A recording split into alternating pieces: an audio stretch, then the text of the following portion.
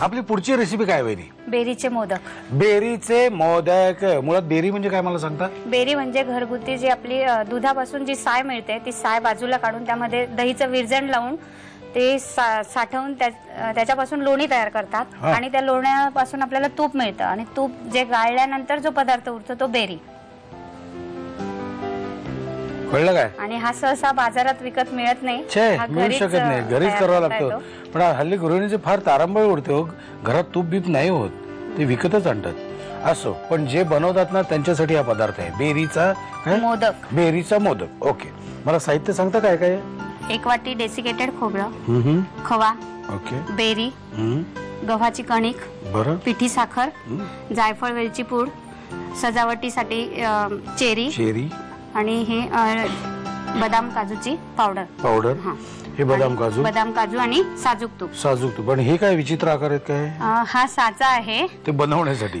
म्हणजे साधे गोल लाडू, म्हणजे या रेसिपी पासून आपल्याला 2 पदार्थ करता येतात. लाडू पण 2 आकार बनवतात. 2 आकार बनवता येतो. आणि तसं ऍक्च्युली हा मूद, भाताची मूद असं पाडतात त्याचा चमचा आहे तो, पण मी त्याचा उपयोग लाडू करण्यासाठी केला आहे. ठीक आहे, की डिझाईनचे लाडू तयार. म्हणजे ह्याच गोष्टीचा तुम्ही 2 पद्धतीने वापर करता. तुम्ही ह्याच्यातून भाताची मूद सुद्धा पाडता आणि लाडू सुद्धा पाडता.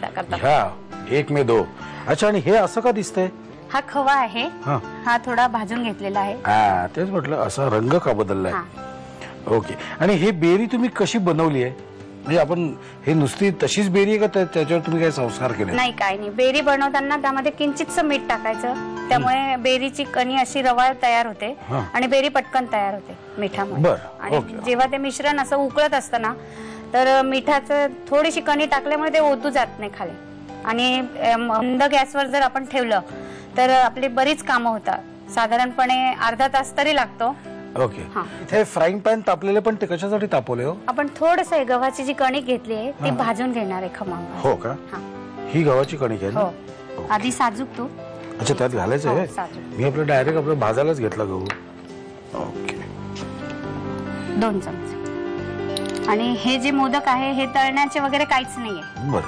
पण जेव्हा आपण ताजी अशी बेरी तयार करतो तर त्यामध्ये तुपाचा जो अंश असतो खाली बेरी गाळून घेतल्यानंतर, तर त्या असलेल्या तुपामध्येच आपली कणिक भाजून होते.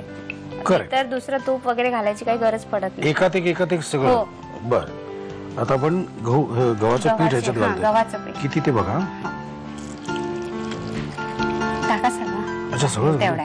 मी आपल्या कौतुकाने 1 चमचा टाकत होतो. पण हे भाजून का घ्यायचं? ते कच्च घेतलं तर नीट लागणार नाही खाताना. बर. आणि भाजल्यामुळे त्याचा खमंगपणा वाढेल. पिठाचा एक खमंगपणा. ओके.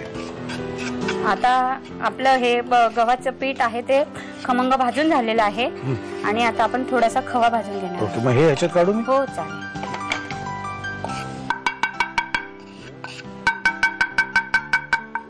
शाळेची घंटा वाजल्यासारखं वाटतंय की नाही?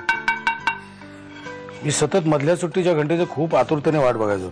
अभ्यासात मी इतका तेज होतो ना, काही विचारायची सोय नाही. काय बाहेर बसलेल्या हॉलमध्ये बसलेल्या लोकांना वाटायला पाहिजे काहीतरी सॉलिड चाललंय आतमध्ये.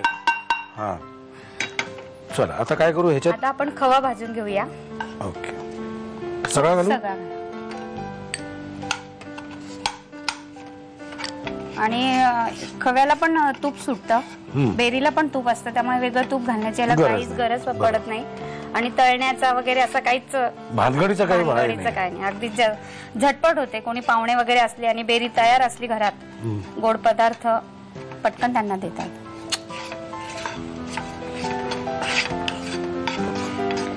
हा खवा भाजून झालाय आपला आता. ओके. काढायचं परत त्याच्यात? हो, काढायचं.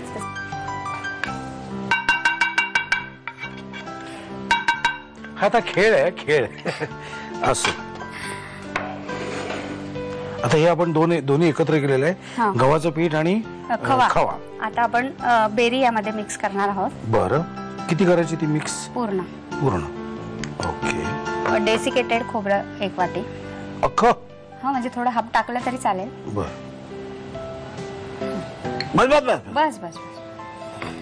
पिठी साखर 1 वाटी. साखरेचं प्रमाण थोडं जास्त लागतं कारण बेरी ही चवीला थोडी आंबट असते. बरोबर. त्यामुळे साखर भरपूर घ्यायची. आपल्याला जेवढं गोड झेपेल तेवढं. ओके. 1 चमचा जायफळ वेलची पूड. एवढा? हो चालेल.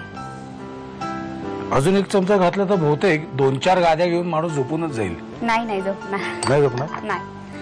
आणि हे ड्रायफ्रुट्स आहे त्याची मी हे पूड केली. पावडर. हा, ती सगळी घाल. ओके. आणि आता हे सर्व एकजीव करायचं. ओके.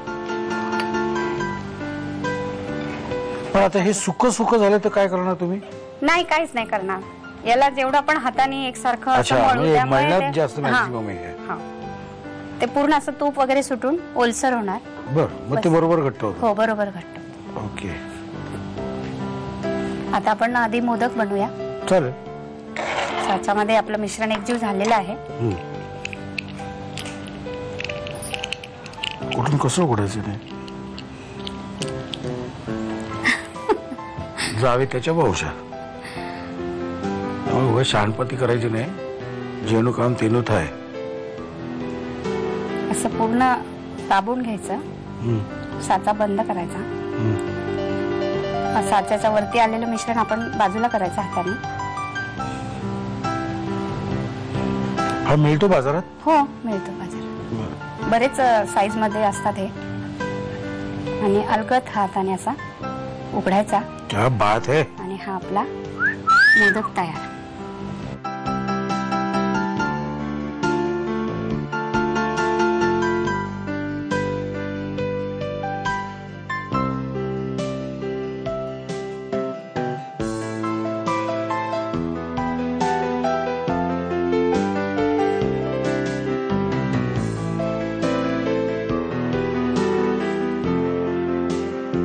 ओके. आणि यावर आपण आता चेरी सजावट करून लाडू सर्व करू. क्या बात है.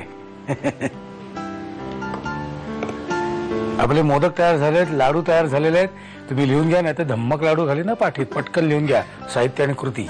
बेरीचे मोदक बनवण्यासाठी लागणारं साहित्य: डेसिकेटेड कोकोनट, भाजलेला खवा, तुपाची बेरी, गव्हाचं पीठ, पिठी साखर, जायफळ पूड, वेलची पूड, चेरी, बदाम आणि तूप.